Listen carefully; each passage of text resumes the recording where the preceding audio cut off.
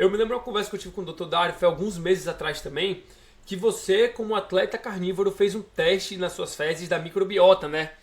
Sim, E esse é famoso. teve um resultado assim sensacional. Me conte Sim. aí, teve bactérias novas que ninguém conhecia na sua microbiota? Tava saudável? Então, muita gente fala da questão da fibra, né, cara? Que a fibra é importante. Cara, isso daí eu já cansei, eu nem respondo mais, cara. As minhas mídias sociais eu nem respondo mais esse tipo de pergunta. Ah, mas e a fibra que não é importante para a questão intestinal?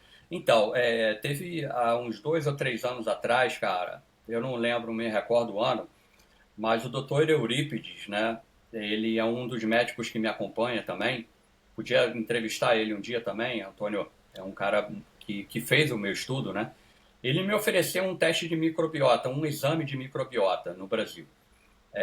Foi interessante que ele me mandou esse teste de microbiota para tentar mesmo entender essa questão, né? Cara, se o cara não come nenhum tipo de fibra, só gordura e proteína, como é que deve ser o intestino desse cara, né? Então nós coletamos esses exames e mandamos para o laboratório. Passou um tempo, o resultado saiu, Antônio, e o laboratório ligou para o doutor Eurípides. Falou, cara, esse paciente seu aqui, quem é esse daqui? Aí ele falou assim, cara, é um atleta.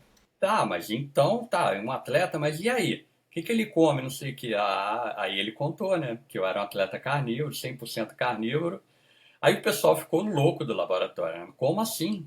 Deixa eu conversar com esse cara. Aí fizemos, junto com a junta médica e nutricionistas do laboratório, uma reunião para tentar entender isso. Eles queriam me conhecer, né?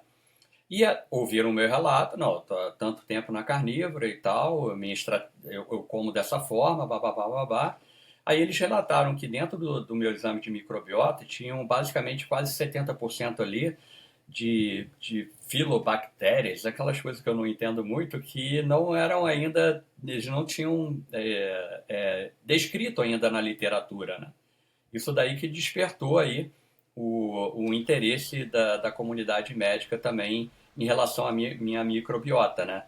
Então, esse estudo aí levou à frente esse estudo. Então, o primeiro estudo de caso de um atleta carnívoro de alta performance, direcionado aí, encabeçado pelo Dr. Eurípides, e já está publicado esse estudo de caso aí, falando basicamente da minha microbiota. Aí depois nós fizemos outros testes também, outros exames, sendo que presta atenção, cara, sendo que eu fui fazer uma corrida no Brasil e eu fiz 190 quilômetros em jejum completo.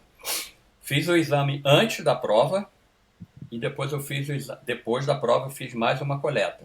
Os dois exames foram mandados para o laboratório. Totalmente diferente de tudo que foi visto na questão de microbiota, inflamação. O meu segundo exame, depois de uma prova, numa ultramaratona de 190 quilômetros, ele tava menos desinflamado, cara. Ele tinha menos inflamação do que o primeiro exame. Pode entender isso? A questão do jejum, a questão da alimentação. Então, aí, mais ainda que pirar a cabeça dos caras. Porque, naturalmente, se você pegar um outro atleta com high carb ou com uma alimentação até meio mais ou menos limpa, vai ver que o exame posterior dele vai ter um índice inflamatório maior intestinal, pelos vários fatores da prova, né?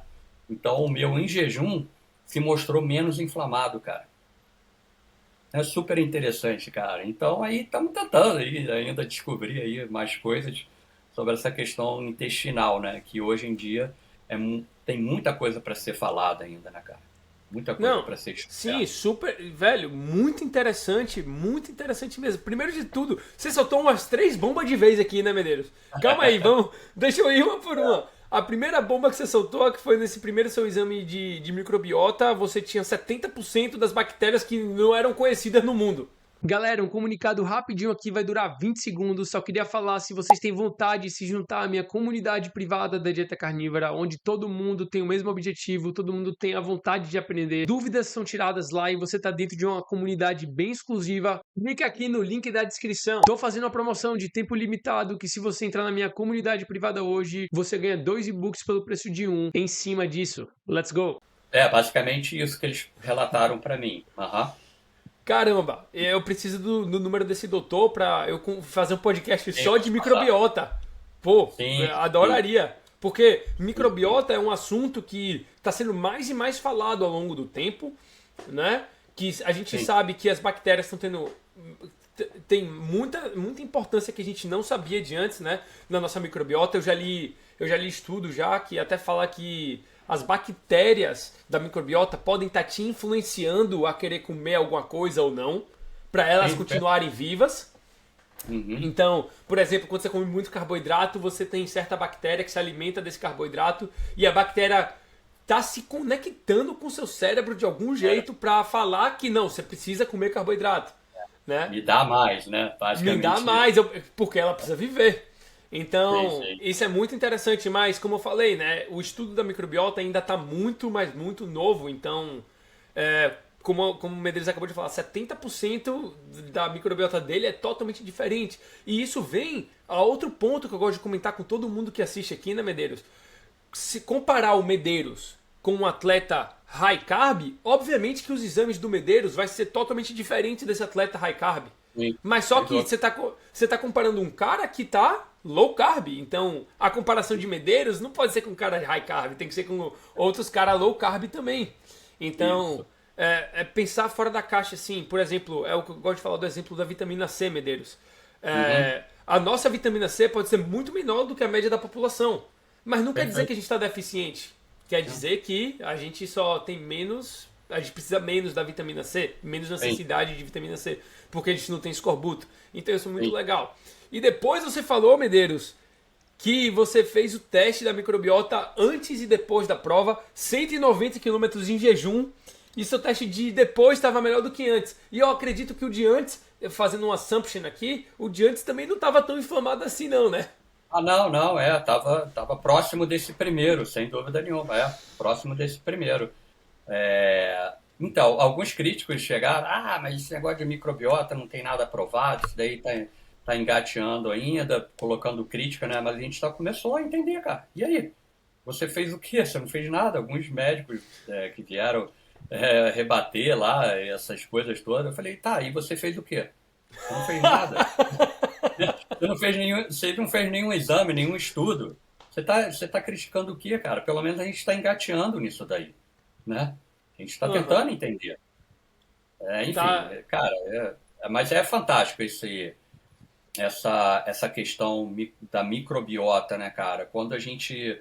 Uma questão, um dos suplementos que eu uso também, Anthony, é o colostro, né? O colostro em algumas provas, e ele já se mostrou também em alguns estudos que ele melhora também a microbiota, né, cara? É o Então, que esse suplemento? eu estou usando um pozinho agora, é um pó, é 100% colostro bovino, tá? Não é humano Hum. não, tá, pessoal? É bovino, colostro bovino que a gente Deixa usa claro, durante né, as provas. Medeiros? Não é É, humano. sim, sim. Não, imagina, senão as pessoas vão achar que. Mas seria interessante, né?